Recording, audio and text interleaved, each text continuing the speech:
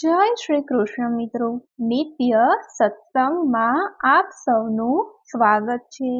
આજે આપણે સાંભળીશું ભાદરવા માસનું મહાત્મય તથા તેમાં આવતા તહેવારો વિશેની માહિતી। જો આ વિડીયો તમને પસંદ પડી તો લાઈક અને શેર કરી ચેનલને સબસ્ક્રાઇબ જરૂરથી કરજો। શ્રાવણ માસની જેમ ભાદરવો માસ પણ વ્રતોત્સવનો મહિનો છે। આ મહિનામાં ગણપતિ ચોથ, ઋષિ પંચમી, વામન જયંતી, શ્રાદ્ધ, રાધા અષ્ટમી, પરિવર્તની એકાદશી, પુષ્ટિ માર્ગની સાંજી લીલા, કેવડા ત્રીજ જેવા દિવસો આવે છે તથા આ માસમાં 12 બીજના ધણી એવા રામદેવ પીરનો જન્મદિવસ અને તેમના નોરતા પણ આવે છે। ભાદરવો સુદ બીજ એ રામદેવ પીરનો જન્મદિવસ કહેવાય છે તથા ભાદરવા સુદ એકમથી લઈને ભાદરવા સુદ નોમ સુધી રામદેવ પીરના નોરતા ગણાય છે। આ તહેવાર ખૂબ જ ધામધૂમથી ઉજવવામાં આવે છે। ખાસ કરીને ગુજરાત અને રાજસ્થાનમાં આ તહેવારનું અનેરું મહત્વ છે। ભક્તો રામદેવ પીરને નેજા ધરાવે છે તથા તેમના વ્રત અને ઉપવાસ કરે છે। ત્યારબાદ આવે છે ભાદરવા સુદ ત્રીજ એટલે કેવડા ત્રીજ। ભગવાન શિવને પામવાની ઈચ્છા ધરાવતા માતા પાર્વતીએ ભાદરવા સુદ ત્રીજને દિવસે અજાણતાથી કેવડા વડે શિવ પૂજન કર્યું। આથી આ દિવસને કેવડા ત્રીજ તરીકે ઓળખવામાં આવે છે। સામાન્ય રીતે ભગવાન શિવનું પૂજન કેવડા વડે થતું નથી, પરંતુ આ એક દિવસ કેવડા વડે શિવ પૂજન માન્ય ગણવામાં આવ્યું છે। ભાદરવા સુદ ચોથને ગણેશ ચોથ કહેવાય છે।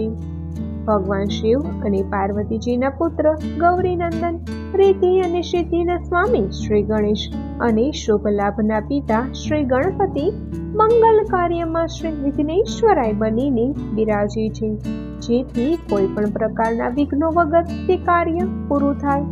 મહારાષ્ટ્રમાં ગણેશ ચતુર્થી ધામધૂમથી ઉજવાય છે। શિવ પુરાણ મુજબ આ દિવસે વેપારીઓ ચોપડામાં ગણેશ પુત્ર શુભ લાભનું આહવાન કરી પૂજન કરે છે। ભાદરવા સુદ પાંચમને ઋષિ પંચમી તરીકે ઓળખવામાં આવે છે। આ દિવસે બહેનો સામા પાંચમનું વ્રત ઉજવે છે। આ દિવસના વ્રતમાં ફરાળમાં ફળ અને સામો ખાઈને જ આખો દિવસ વ્યતીત કરવાનો હોય છે। શાસ્ત્રોમાં જણાવ્યું છે કે ભાવપૂર્વક સામા પાંચમનું વ્રત કરનાર સર્વ પાપમાંથી મુક્ત થાય છે। ધરો આઠમ ભાદરવા સુદની અષ્ટમીને ધરો આઠમ તરીકે ઉજવવામાં આવે છે। આ દિવસે ઘાસ કાપવું કે તોડવું ન જોઈએ તેવી માન્યતા રહેલી છે।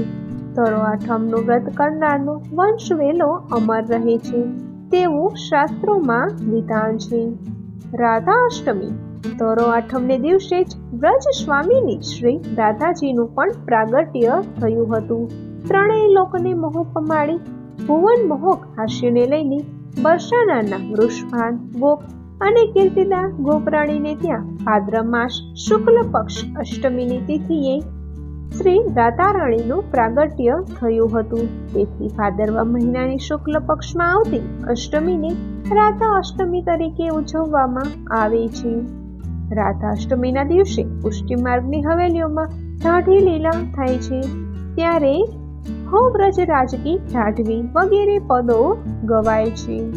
ભાદરવા સુદ દાન અને વામન એકાદશી ભગવાન વિષ્ણુ દેવશયની એકાદશીએ પોઢી છે અને દેવ પ્રબોધિની એકાદશીએ જાગે છે, પરંતુ ભાદ્ર સુદ એકાદશીએ પ્રભુ પડખું ફરે છે।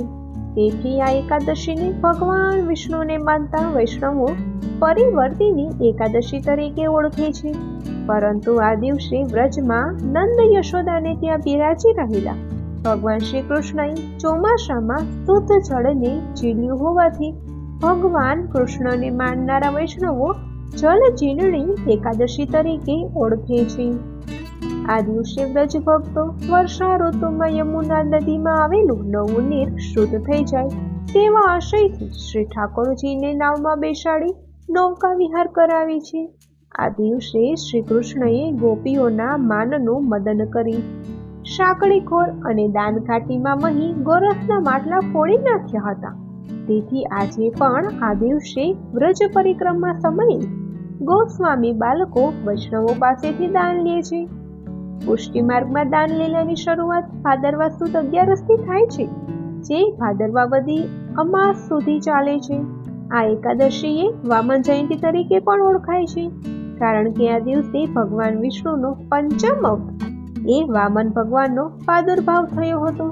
બટુક વેશમાં પધારેલ પ્રભુ વામન ભગવાને બલિરાજા પાસેથી 3 પગલાની ભૂમિ માંગી હતી. તે 3 પગલામાંથી 2 પગલા દ્વારા તેમણે બલિરાજાનું આખું સામ્રાજ્ય લઈ લીધું અને 3જા પગલાની ભૂમિ વખતે બલિરાજાની વિનંતી મુજબ ભગવાને બલિરાજાના મસ્તક પર પોતાનો પગ મૂક્યો છે અને તે સાથે બલિરાજાને પાતાળ પ્રદેશનું રાજ્ય સોંપ્યું છે. આ જ કથાને બીજા સંદર્ભમાં જોઈએ તો 3જા પગલા વખતે બલિરાજાએ સંપૂર્ણ રીતે વામન ભગવાનની શરણાગતિ સ્વીકારી છે. આમ પ્રભુ ભક્ત ઉદ્ધારક બન્યા છે.